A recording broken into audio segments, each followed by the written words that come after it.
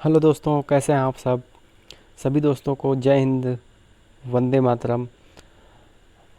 I hope, मैं समझता हूँ कि आप सभी लोग बहुत ही अच्छे होंगे और बहुत ही अच्छी तरीके से आप सभी अपनी पढ़ाई को कर रहे होंगे।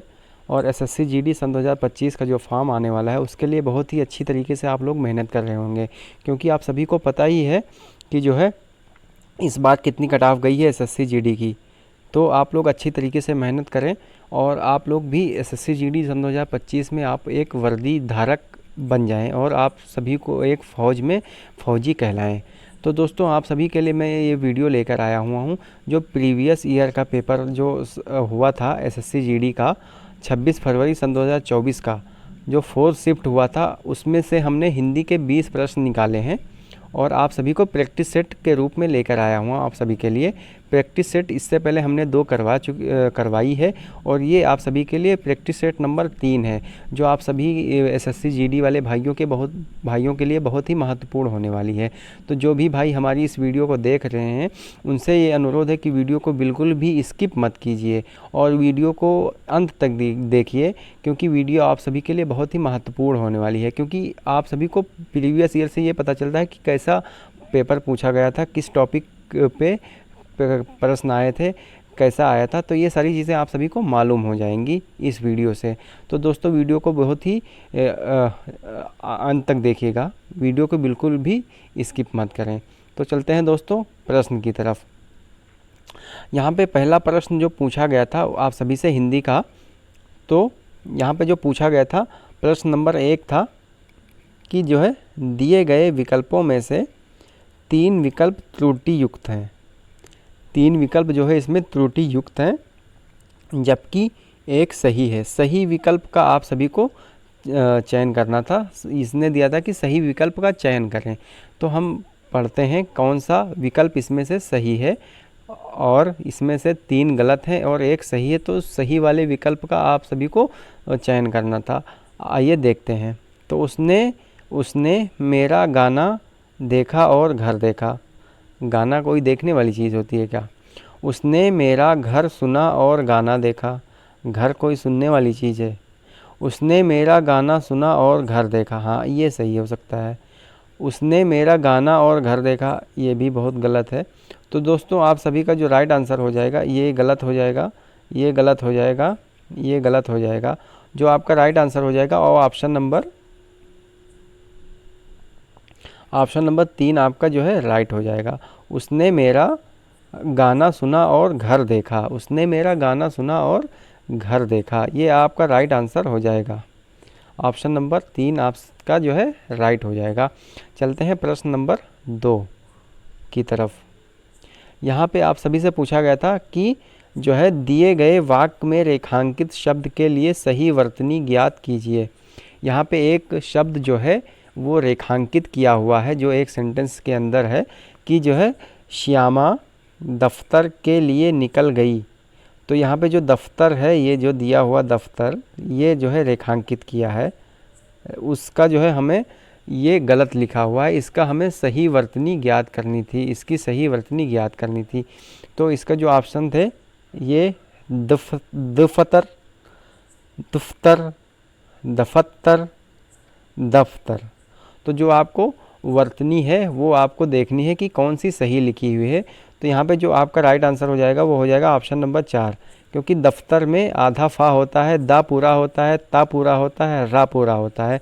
लेकिन जो ऑप्शन 2 दिए गए हैं उसमें जो पहले ऑप्शन है उसमें से आधा दा सबसे पहले है, उसके बाद में जो दूसरा ऑप्शन है उसमें जो है आधा दा आधा फा है, ये भी गलत है। और ये जो आपका जो है तीसरा ऑप्शन है ये दा फा और डबल ता कर दिया है इसने, एक आधा था और एक पूरा था।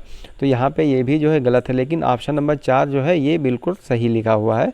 यहाँ पे आप देख सकते हैं ये जो लिखा हुआ है ऑप्शन नंबर 4 पे, ये बिल्कुल सही लिखा हुआ है दफ्तर, ये आपका राइट हो जाएगा, वर्तनी इसकी सही है। तो चलते हैं दोस्तों अगले प्रश्न पर। यहाँ पे पूछा गया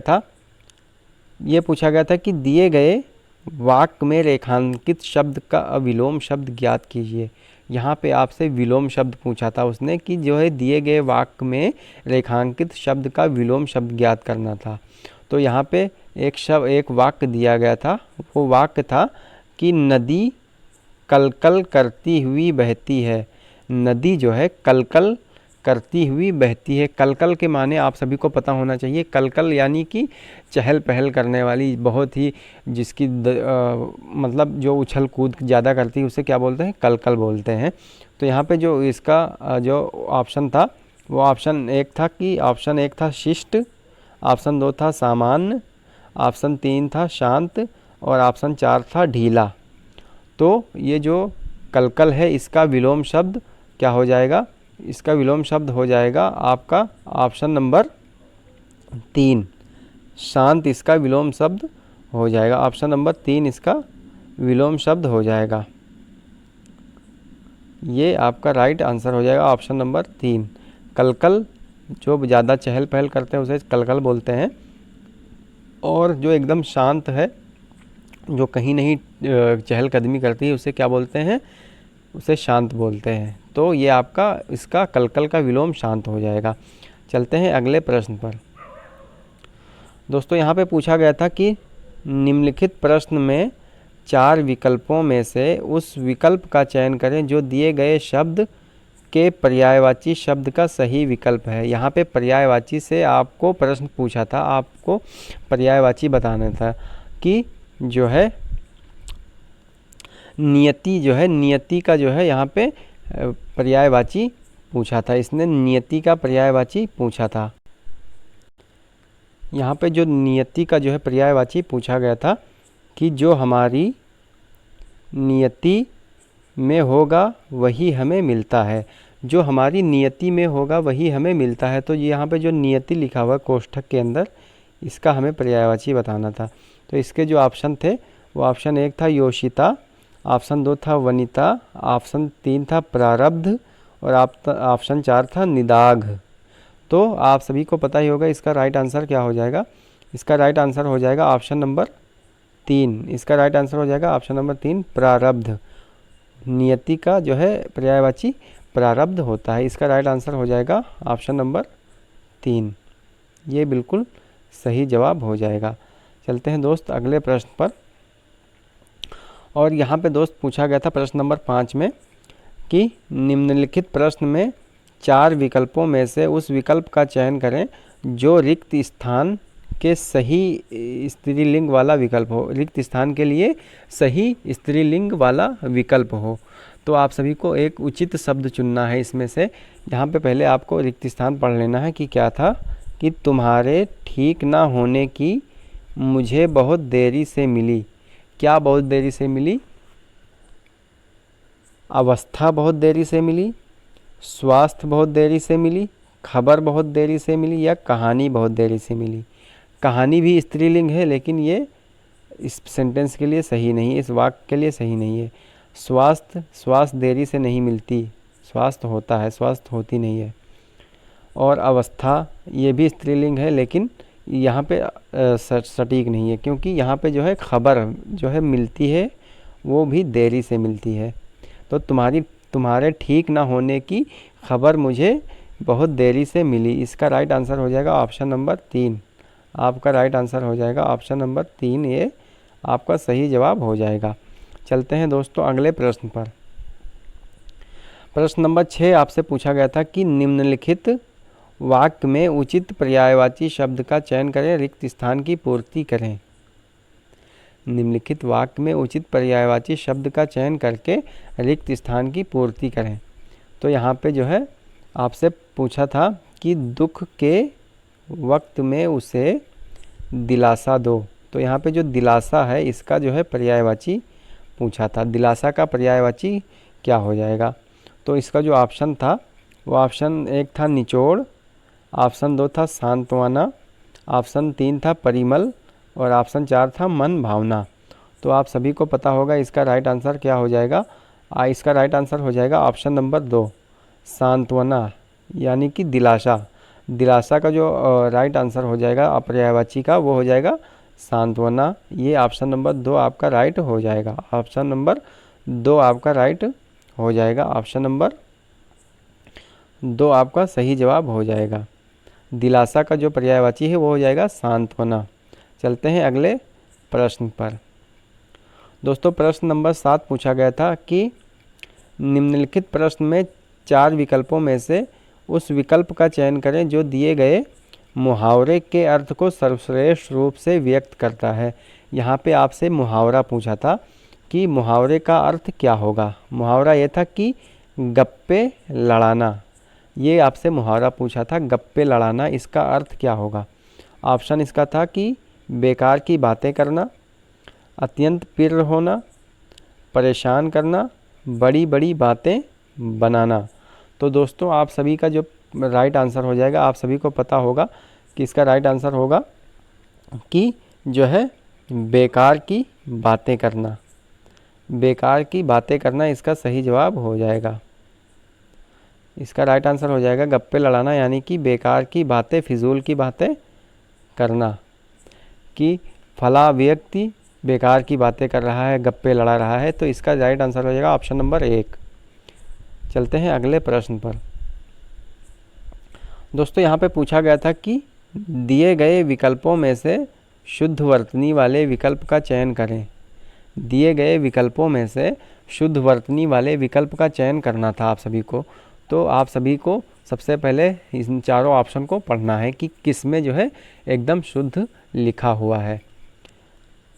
तो यहाँ पे लिखा हुआ था आवश्यक चीज़ों पर ही ध्यान दीजिए, इन्हें यह सूचना 2 घंटे बाद मिली, मैं आयकर विभाग में काम करती हूँ, बुरे समय को जाते देर नहीं लगती। तो आप सभी को अच्छे से पढ़ना है और उसके बाद में पता चलेगा किस भाग में कहाँ पे गलती है।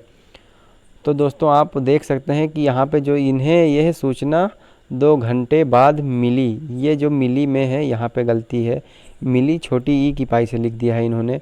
और मैं आयकर विभाग, यहाँ पे छोटी ई की पाई लगाना चाहिए था वी में, तो इन्होंने बड़ी ई की पाई लगा दी है। और यहाँ पे बुरे समय को जाते देर नहीं लगती, यहाँ पे जो बुरे लिखा हुआ है वो लिखा हुआ है बूरे। यहाँ पे छोटी ई की पाई चाहिए थी लेकिन इन्होंने बड़ी की पाई लगा दी है। तो यहाँ पे जो आपका राइट आंसर हो जाएगा वो हो जाएगा ऑप्शन नंबर 1।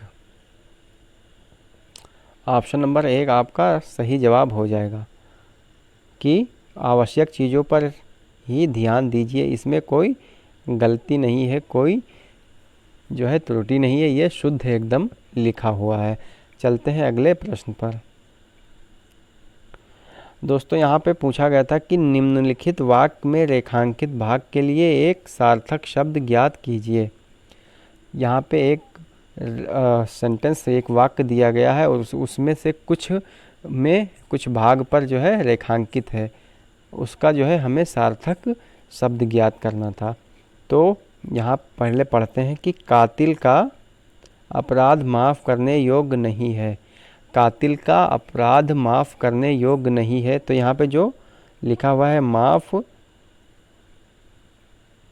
यहाँ पे लिखा है ना कि माफ़ करने योग्य नहीं है, इसमें जो है अंडरलाइन है। तो इसका जो है सार्थक शब्द क्या हो जाएगा।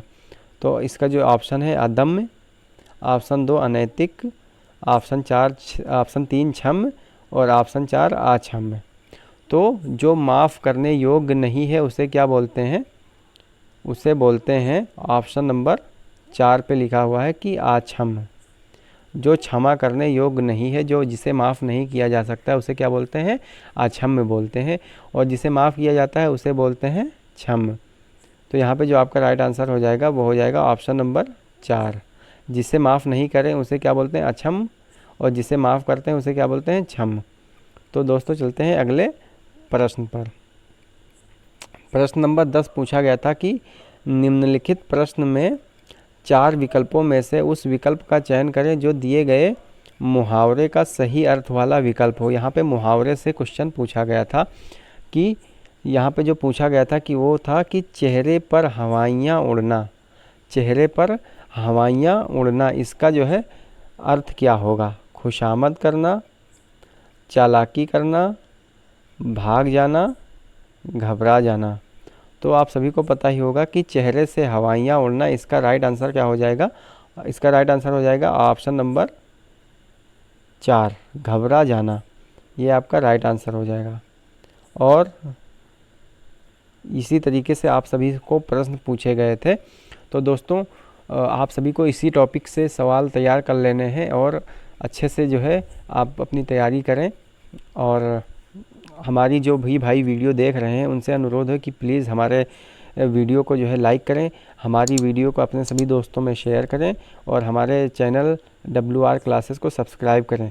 दोस्तों आप सभी के सपोर्ट से हमने इस चैनल को बनाया है, आप सभी सपोर्ट कीजिए और हमें भी जो है थोड़ा मोटिवेट मिलेगा जब आप लोग सपोर्ट करेंगे, आप लोग कमेंट करेंगे तो हमें भी जानकारी थोड़ी हो जाएगी कि हाँ हमें भी जो है बहुत सारे दोस्त हमें सपोर्ट कर रहे हैं। तो कमेंट के ज़रिए आप हमें बता सकते हैं कि आप कहाँ से हैं। तो दोस्तों चलते हैं अगले प्रश्न पर।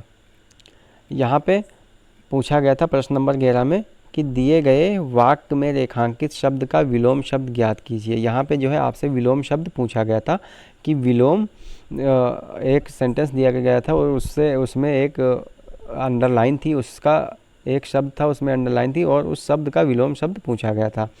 तो वो क्या था, आइए देखते हैं कि शिष्य का दर्जा सर्वोपरि होता है। शिष्य का दर्जा सर्वोपरि होता है। तो यहाँ पे जो शिष्य लिखा हुआ है इसका जो है हमें विलोम बताना है। तो इसका विलोम क्या हो जाएगा, ऑप्शन देखते हैं। ऑप्शन 1 था बालक, ऑप्शन 2 था गुरु और ऑप्शन 3 था बालिका और ऑप्शन 4 था गृह मंत्री। तो आप सभी को पता ही होगा शिष्य का उल्टा क्या होता है, शिष्य का उल्टा होता है गुरु। ये आपका सही जवाब हो जाएगा ऑप्शन नंबर 2। ऑप्शन नंबर 2 इसका सही जवाब हो जाएगा। चलते हैं अगले प्रश्न पर।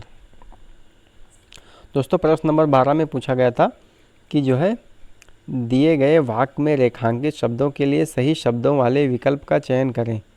दिए गए वाक्य में रेखांकित शब्दों के लिए सही शब्दों वाले विकल्प का चयन करें। तो आपको यहाँ पे एक शब्द दिया गया है और यहाँ पे कुछ शब्दों में यहाँ पे अंडरलाइन यानी कि रेखांकित किया हुआ है। तो उसमें जो है ये कौन सा इसमें सही है जो यहाँ पे लग जाएगा, ये आपको देखना है कि काव्य के क्षेत्र में अनेकों वाद चल चुके हैं। काव्य के क्षेत्र में अनेकों वाद चल चुके हैं। तो यहाँ पे जो ऑप्शन थे वो ये था कि काव्य के क्षेत्र में अनेक वाद चल चुके हैं, काव्य के क्षेत्र में अनेके वाद चल चुके हैं, काव्य के क्षेत्र में अनेकी वाद चल चुका है, परिवर्तन की आवश्यकता नहीं है।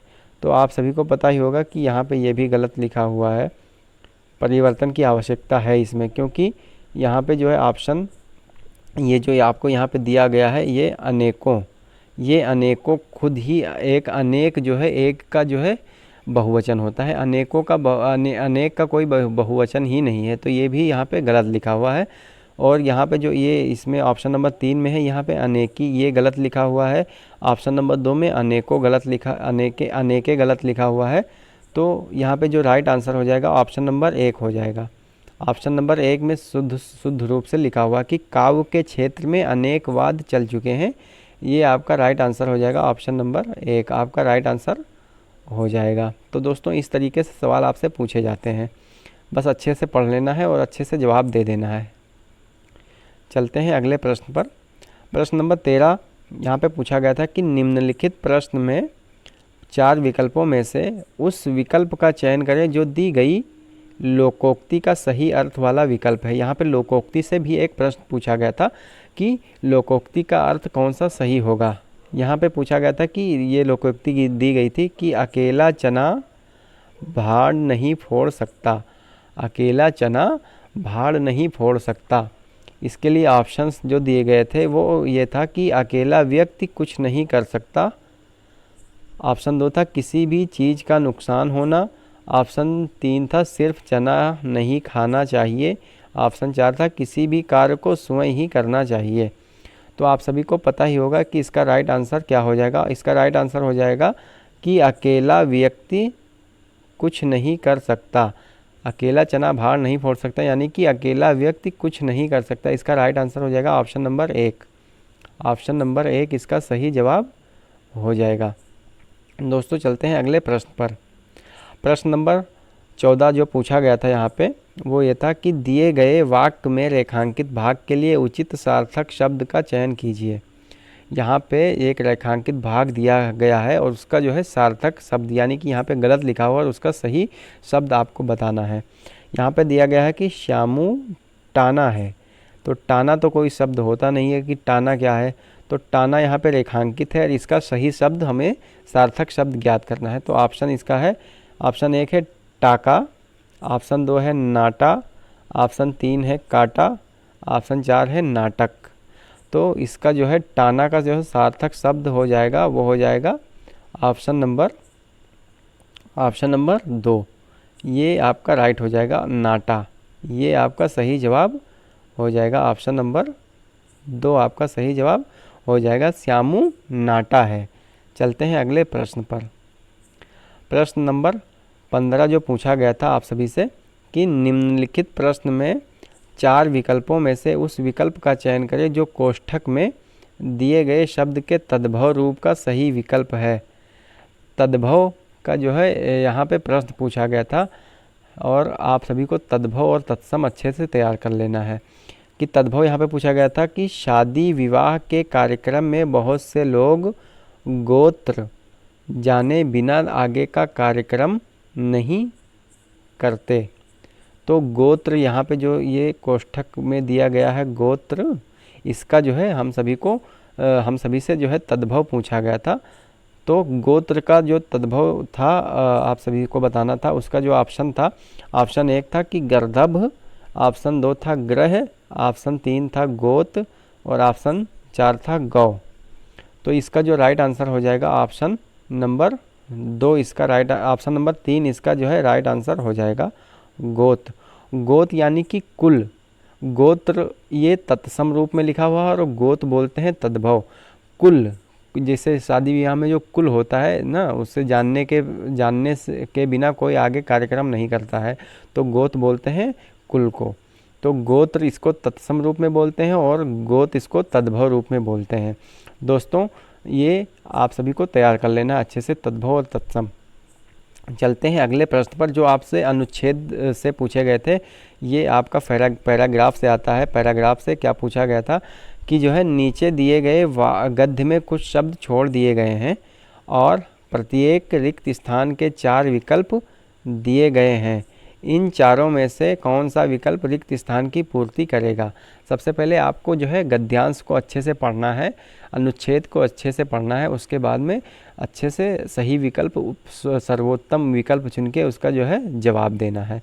तो आइए पढ़ के हम लोग सभी देखते हैं कि क्या है गद्य इसका, क्या है गद्यांश इसका। तो गद्यांश ये था कि फसलों का अच्छा हो। यह प्रयास फसलों के चयन पर निर्भर करता है। किसानों को अच्छी वाले विशेष बीज उपलब्ध होने चाहिए। बीज उसी किस्म के होने चाहिए जो परिस्थिति में अंकुरित हो सके। तो यहाँ पे आप सभी से ये अनुच्छेद दिया गया था आप सभी को और उसमें से प्रश्न पूछे थे। तो प्रश्न 16 जो था वो ये था कि जो है यहाँ पे पढ़ते हैं कि फसलों का अच्छा हो। फसलों का अच्छा हो, फसलों का क्या अच्छा हो, जिसका फसलों की कीमत अच्छी हो। ऑप्शन नंबर 1 कीमत अच्छी हो, फसलों का परिवर्तन अच्छा हो, फसलों का गुणगान अच्छा हो, फसलों का उत्पादन अच्छा हो। तो यहाँ पे जो है अगर यहाँ पे की होती तो कीमत हो सकता था, लेकिन यहाँ पे की नहीं लगी है, यहाँ पे की नहीं लगी है। तो यहाँ पे हो जाएगा आपका राइट आंसर फसलों का उत्पादन अच्छा हो। फसलों का उत्पादन अच्छा हो, यहाँ पे उत्पादन इसका उचित विकल्प हो जाएगा। ऑप्शन नंबर 4 इसका जवाब हो जाएगा, फसलों का उत्पादन अच्छा हो। और प्रश्न नंबर 17 था यह प्रयास फसलों के चयन पर निर्भर करता है। यह प्रयास फसलों की जलवायु के चयन पर निर्भर करता है, या यह प्रयास फसलों की विज्ञान के चयन पर निर्भर करता है, या ये प्रयास फसलों की उच्च के चयन पर निर्भर करता है, या ये प्रयास फसलों की किस्मों के चयन पर निर्भर करता है। तो आप सभी को पता ही हो गया होगा कि इसका उचित विकल्प क्या सही हो जाएगा। इसका विकल्प जो सही होगा वो हो जाएगा ऑप्शन नंबर 4, फसलों, यह प्रयास फसलों की किस्मों के चयन पर। जब आप अच्छी फसल का किस्म जो है आप चुनेंगे और उसको जब बोएंगे तो अच्छी उपजाऊ होगी, तो सबसे पहले किस्म जो है आपको अच्छी चुनना है। इसका राइट आंसर हो जाएगा ऑप्शन नंबर 4, ये इसका सही जवाब हो जाएगा। पर चलते हैं प्रश्न नंबर 18 की तरफ। इसमें दोस्त पूछा गया था, ये पूछा गया था कि किसानों को अच्छी वाले विशेष बीज उपलब्ध होने चाहिए। किसानों को अच्छी वाले विशेष बीज उपलब्ध होने चाहिए। इसके ऑप्शन थे, ऑप्शन 1 था सुधार वाले बीज उपलब्ध होने चाहिए, या महत्वपूर्ण वाले विशेष बीज उपलब्ध होने चाहिए, या गुणवत्ता वाले विशेष बीज उपलब्ध होने चाहिए, या विशेषकर वाले विशेष बीज उपलब्ध होने चाहिए। तो आप सभी को पता होगा कि यहाँ पे जो किसानों को अच्छी जो है गुणवत्ता वाले, यहाँ पे राइट आंसर हो जाएगा गुणवत्ता वाले विशेष बीज उपलब्ध होने चाहिए, तभी तो वो अच्छी फसल पैदावार करेगा। तो यहाँ पे अच्छी गुणवत्ता जो है इसका राइट आंसर हो जाएगा, गुणवत्ता वाले विशेष बीज उपलब्ध होने चाहिए। चलते हैं दोस्त प्रश्न नंबर 19 की तरफ। और बीज जो है 19 नंबर पे था कि बीज उसी किस्म के होने चाहिए। यहाँ पे ऑप्शन था कि केवल बीज उसी किस्म के होने चाहिए, या अर्थात बीज उसी किस्म के होने चाहिए, या उल्टा बीज उसी किस्म के होने चाहिए, या बीज उसी किस्म के होने चाहिए। तो यहाँ पे जो सटीक आंसर हो जाएगा, जो उचित विकल्प होगा वो हो जाएगा ऑप्शन नंबर